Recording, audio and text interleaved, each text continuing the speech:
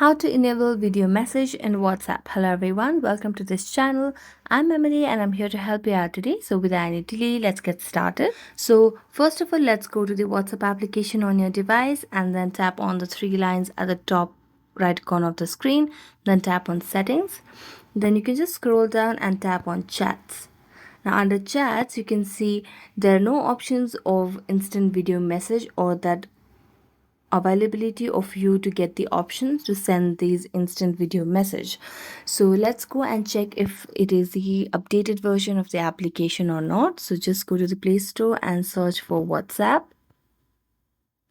and as you can see, it is updated and the latest version of the application on my device. So it means we do not have that options in this region. So what you can do is simply just go to any of the profile and then turn your camera on and just send your video messages, all by capturing it through your camera. So thank you so much for watching this video. If you enjoyed watching it, don't forget to like, subscribe and hit the bell notification for more updates. That's it for today and see you next time.